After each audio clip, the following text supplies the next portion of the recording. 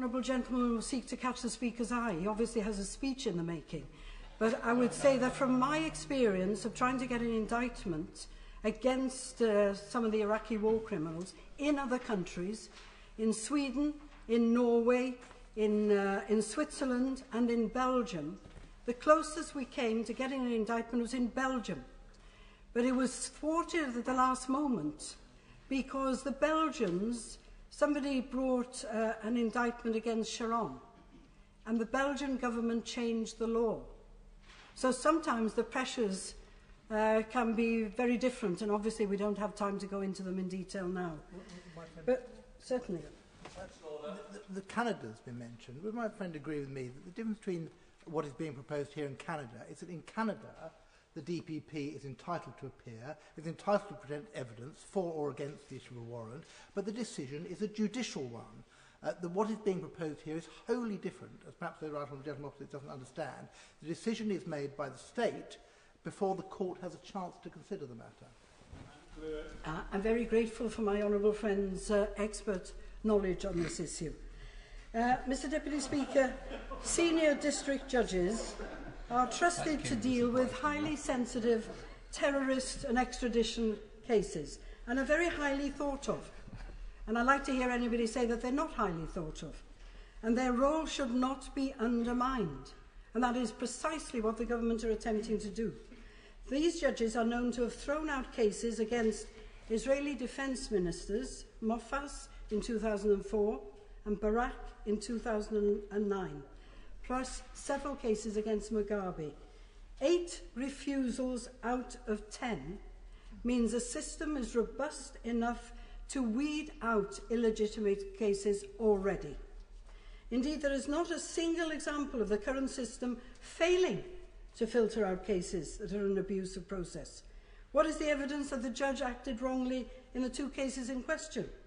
Does the Crown Prosecution Service have a view? Perhaps we'll hear. Some people, of course, are wildly exaggerating the real impact of the current law on them and officials from other countries. We know very well that many people from other countries who are presently in government, presidents, prime ministers, foreign ministers, and perhaps sometimes defence ministers, are free from any kind of arrest warrants of this kind. They can travel freely. In fact, absolute immunity applies to serving presidents, prime ministers, foreign ministers, and so on. So I don't know what the problem is, Mr Deputy Speaker. It's a problem of the government's own invention, and I'm sorry that my front bench seems to be going along with them at the moment, and also the partners in the coalition. He might like to indicate whether he's changed his mind again, are also going along with. I think they're misled, and I think we do a disservice to the very many people all over the world who have been injured in some way by some of the people who clearly can be identified as war criminals. Thank you, Mr Deputy Speaker. I welcome this bill and this debate, and I've got 4 substantial points to make. Where there is direct democracy and policing elsewhere in the world, it works. We must do more to support special constables. We must tell the truth about crime in our statistics, and universal jurisdiction must be reformed so that the Director of Prosecutions has control over issuing warrants. Now, we've rehearsed the arguments about police commissioners this evening, and I just want to say I'm a passionate supporter of this because I believe that local people should have some say in the kind of policing they want for their neighbourhood. The public want this.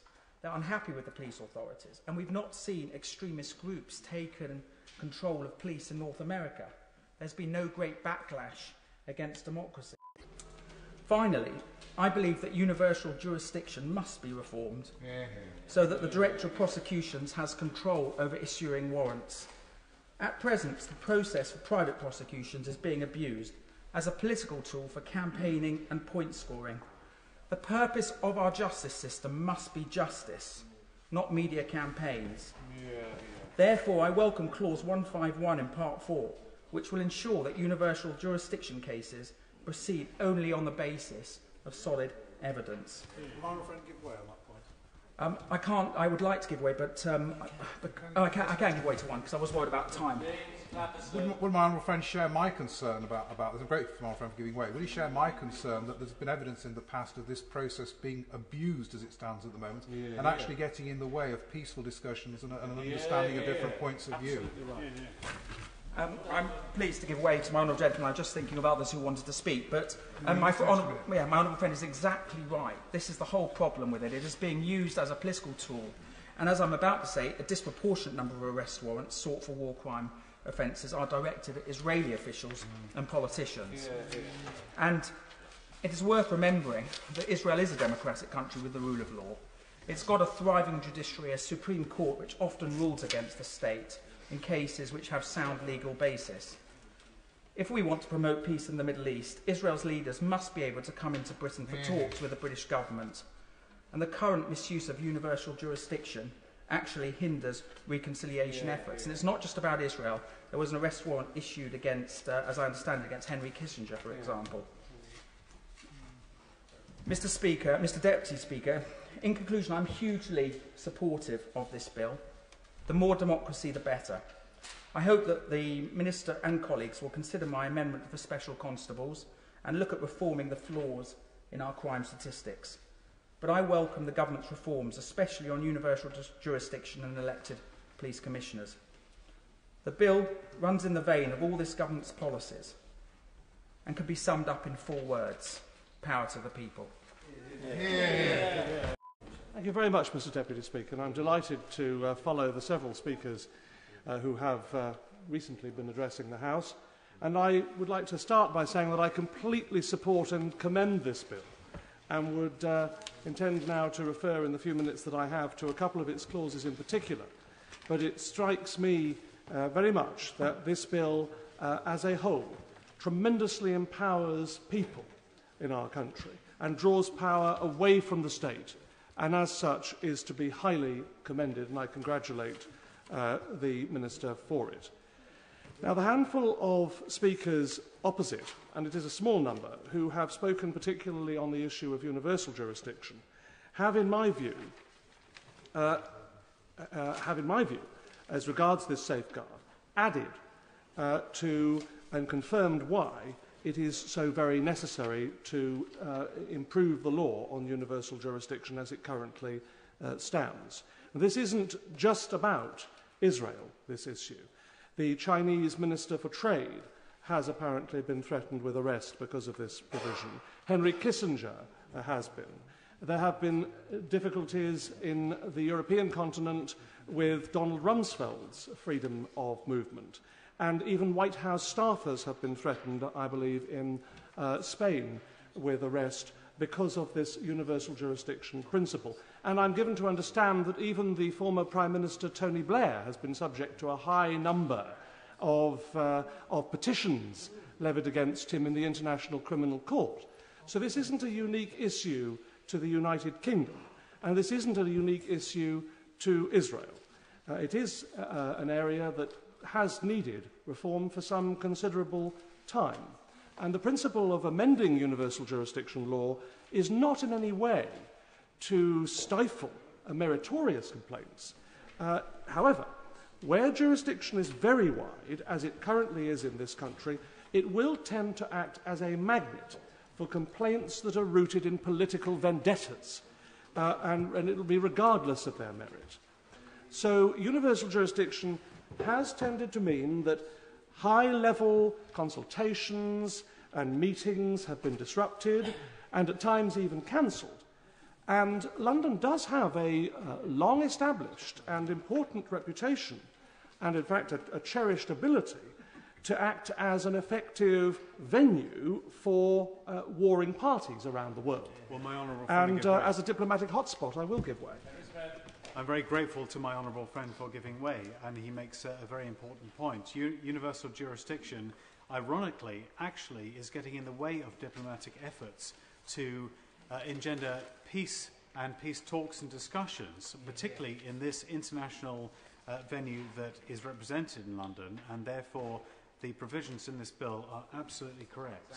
I'm very grateful to my honourable friend for that intervention. And of course, there have been literally dozens of examples in our recent history where London has been a centre point for the negotiation and conclusion of important international agreements between warring factions, and we are in danger of losing that ability because universal jurisdiction has been misused, misapplied, and inappropriately applied to political vendettas. So the proposed changes that are a part of this bill, where all that will be required is the Director of Public Prosecution's consent, which, by the way, is already a provision required in certain other routine prosecutions in this country, that would enable the system to withstand attempts to exploit the law for settling political scores. So I very much welcome that provision. And Coker. Thank you very much, Mr. Speaker. It's been an interesting and wide-ranging debate, and a lot of members on both sides of the House have contributed to it. At its heart, Mr. Speaker, of course, we go to the heart of the bill, which is really about the disagreement that there is across the House about the worry that we have on this side that the reforms will lead to politicisation. And although honourable members opposite can assert that they don't believe it will, there is a very real worry and concern about that, which involves not just members of this House, but also involves many organisations outside as well. Can I just address some of the particular points that have been made by some of the honourable members on all sides? The honourable members for Gosport, Blackpool North and Cleverley, for Stroud and indeed for Amber Valley, as well as my right honourable friend, the member for Leicester East, talked about the measures in the bill that deal with alcohol. And I think many of us can welcome the steps that are being taken within the bill to try to do something with respect to alcohol. Can I say to the Home Secretary and to her ministers that I think as much as anything it is the enforcement not only of the new laws within the bill but with the existing laws that I think are important. Can I just also say that on the issue of universal jurisdiction, although we've said we're in favour of it, of course, just say to my honourable friends for Manchester, Gorton and Kynan Valley that, of course, we'll look at the issue in detail in committee. But as my right honourable friend, the Shadow Home Secretary, said, it is a measure that we support. But, of course, we'll look at the implications of it. My honourable friend for Birmingham, Selly Oak and Kingston